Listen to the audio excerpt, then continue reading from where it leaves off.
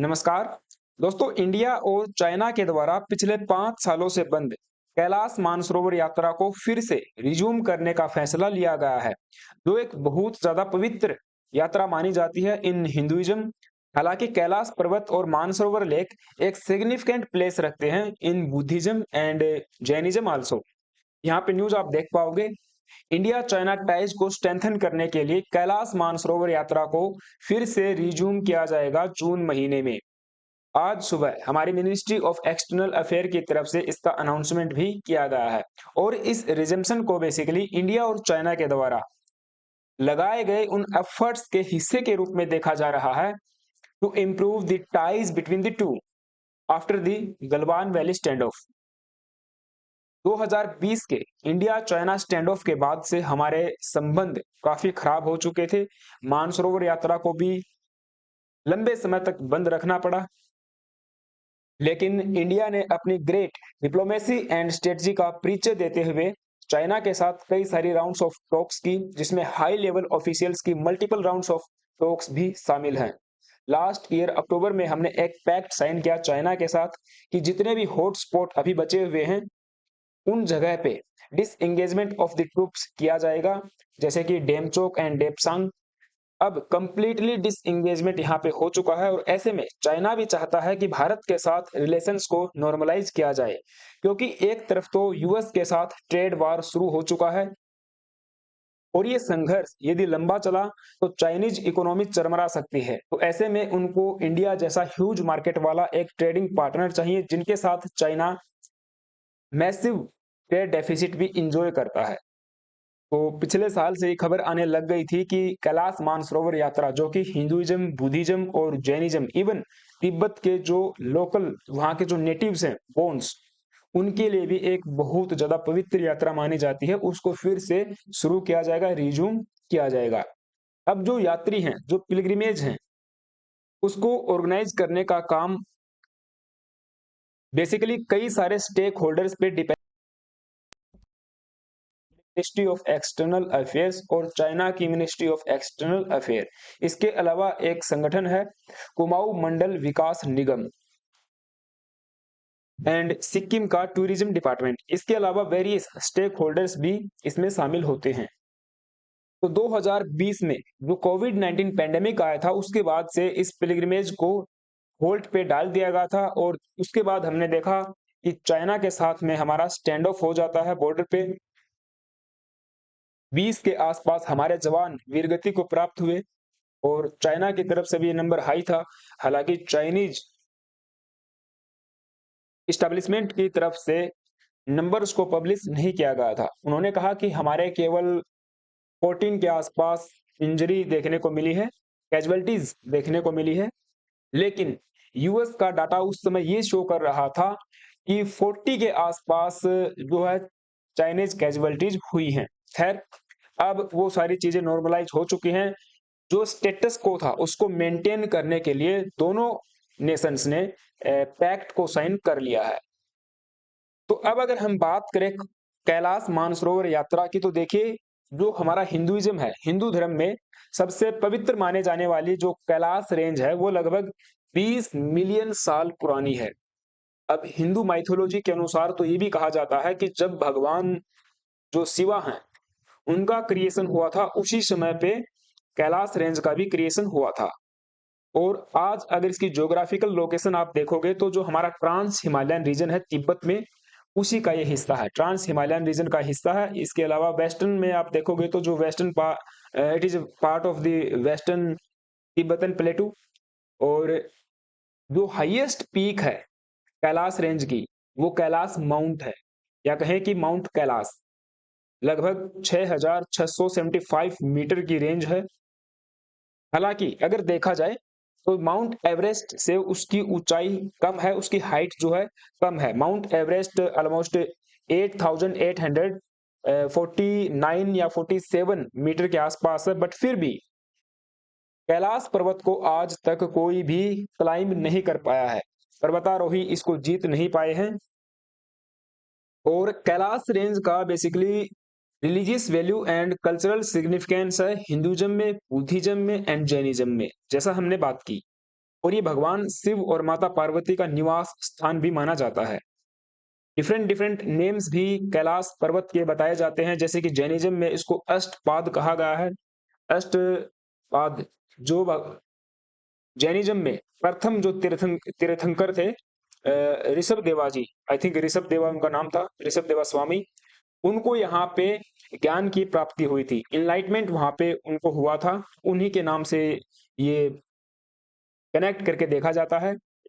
और ऐसे ही आदि आदि कैलाश, एक्सिस मुंडी means centre of the universe या कॉस्मिक एक्सिस, या माउंट मेरू के नाम से भी इसको जाना जाता है। कहा जाता है कि अर्थ से हेवन, स्वर्ग से धरती को जोड़ने का रास्ता है। ऐसी मान्यताएं हमारी हिंदू माइथोलॉजी एंड बुद्धिज्म के अंदर बताई जाती हैं। और माउंट कैलाश पे बेसिकली किसी प्रकार का भगवान शिव का टेंपल या शिवलिंग नहीं है। माउंट कैलाश की ही 53 किलोमीटर की परिक्रमा होती है, जिसकी शुरुआत मानसरोवर लेक में नहाने से होती है। मानसरोवर लेक माउंट कैलाश से बेसिकली नीचे 30 किलोमीटर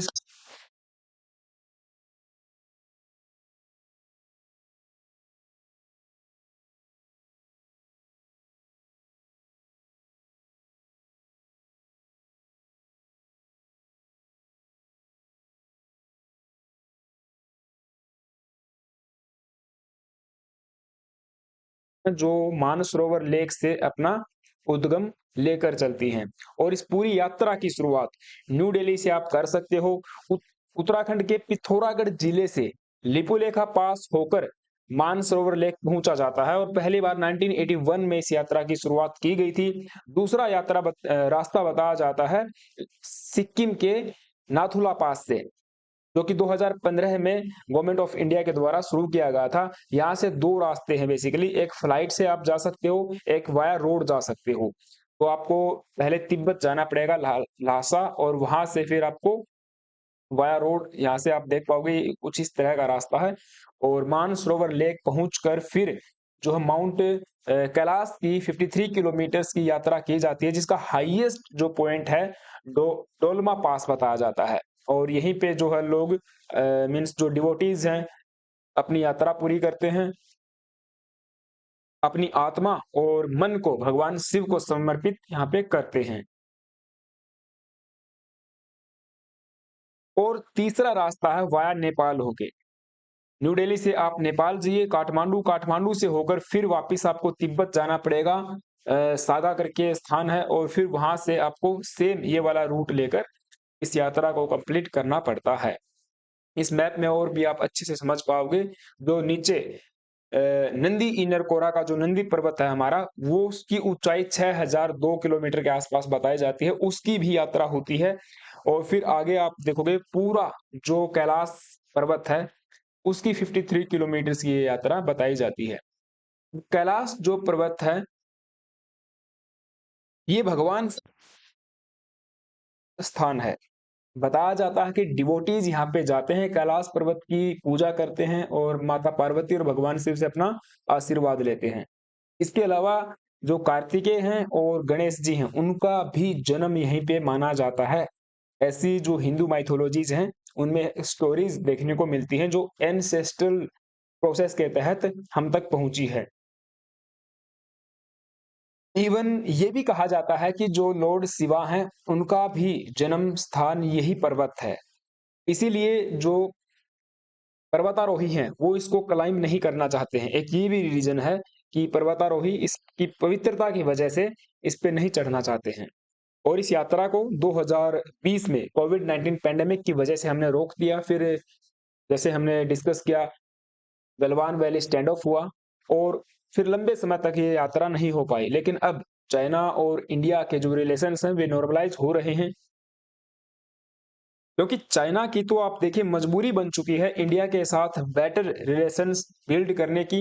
एक तरफ तो यूएस के साथ ट्रेड वार शुरू हो चुका है, और ये ट्रेड वार यदि लंबे समय तक चलता रहा तो चाइनीज इकोनॉमी चरमरा जाएगी। तो ऐसे में चाइना को एक ऐसा हिंदुस्तान जैसा ह्यूज मार्केट वाला ट्रेडिंग पार्टनर चाहिए, जिसके साथ चाइना का हैवी अमाउंट में ट्रेड डेफिसिट भी है, जो काफी तरीके से चाइना इंजॉय करता है। इसीलिए इन रिलेशंस को बनाए रखने के लिए बॉर्डर पे स्टेबिलिटी एंड पीस को इंश्योर करना, और जो हमारे कल्चरल टाइज हैं, जो हमारी सिग्निफिकेंट साइट्स हैं तिब्बत में। अब चूंकि आपको पता है 1948 में चाइना ने कब्जा लिया था तिब्बत को, तो तब से वो चाइना का एक ऑटोनोमस हिस्सा बन के, मीन्स आप देख पा रहे हो। और चाइनीज वीजा भी वहां पे जाने के लिए लेना पड़ता है। तो ऐसे में चाइना भी इस यात्रा का बेनिफिशियरी है, तो उनको इसको रिज्यूम करना एक समय पे तो था ही। और अभी बॉर्डर्स पे भी आप देखोगे डी एस्केलेशन अब हो चुका है। हाँ, इसमें एक फैक्टर हम लोग ये ऐड कर सकते हैं कि जो पिछले साल रशिया में शी जिनपिंग और योगदान यहाँ पे दिया है, क्योंकि इंडिया ने कंस्ट्रक्टिवली चाइना से ये कहा था कि भाई देखिए, जो ये यात्रा है ये हमारे जैनिज्म, बुद्धिज्म, हिंदुइज्म के लिए और आपके ऑटोनोमस रीजन तिब्बतन के जो लोकल नेटिव लोग हैं, बोनिज्म को जो फॉलो करते हैं, उनके लिए पवित्र है, और इस यात्रा को हम लोग फिर से रिज्यूम करते हैं। अब जाके ये न्यूज सामने आई है कि हमारे दोनों तरफ के ऑफिशियल्स ने प्रोसीडिंग्स यहाँ पे शुरू कर दी हैं यात्रा को लेके, और इसमें कई सारे जो स्टेक होल्डर्स हैं वो इसमें शामिल है, वो सब भी यहाँ पे आगे आ चुके हैं। देखिए, एक चीज और यहाँ पे मैं ऐड करना चाहूंगा, यदि आप इस यात्रा पे जाना चाहते हो या आपके पेरेंट्स को लेके जाना चाहते हो, तो उसको करने के लिए आपको सबसे पहले गवर्नमेंट ऑफ इंडिया और जो मिनिस्ट्री ऑफ एक्सटर्नल अफेयर की वेबसाइट है, उस पे आपको पहले जाना पड़ेगा, और वहां पे आपने आपको रजिस्टर करना पड़ेगा। फिर उसके बाद एक लंबा प्रोसेस ये फॉलो किया जाता है, आपके मेडिकल टेस्ट होंगे, इवन इसमें कुछ एक फीस भी बताई जाती है, तकरीबन 1.85 लाख पर पर्सन। तो आप समझिए 2 लाख के आसपास यहाँ पे खर्चा जो है आने वाला है। अगर आपको किसी नेपाली वर्कर या कोई गाइड हेल्पर की आवश्यकता है, तो उसके लिए 24 से 25 हजार रुपए एक्स्ट्रा पे करने पड़ेंगे। तो हम कह सकते हैं कि 2.25 लाख के आसपास का पूरा ये एक्सपेंडिचर होने वाला है यदि कोई इस यात्रा को करेगा। और 18 से 60 इयर्स की एज होनी चाहिए, एंड भारत का वो नागरिक होना चाहिए। He or she must be citizen of India. अगर आप फॉरेन नेशनल्स हो तो इस यात्रा को नहीं कर सकते हो। चाइनीज गवर्नमेंट की तरफ से आपको परमिट एंड वीजा चाहिए, इंडियन गवर्नमेंट की तरफ से परमिट एंड वीजा चाहिए, और बहुत सारे कुछ डॉक्यूमेंट्स भी हम कह सकते हैं। तो वो अगर कोई जाएगा तो बनवा लेगा। ये न्यूज़ थी मार्केट में, मुझे लगा कि आप लोगों के साथ साझा करनी चाहिए कि मानसरोवर यात्रा हमारी फिर से शुरू हो रही है। आपका क्या मानना है मुझे कमेंट बॉक्स में ज़रूर बताना। अपने ओपिनियंस को भी ज़रूर खुल के रखना। Thank you guys, have a nice day.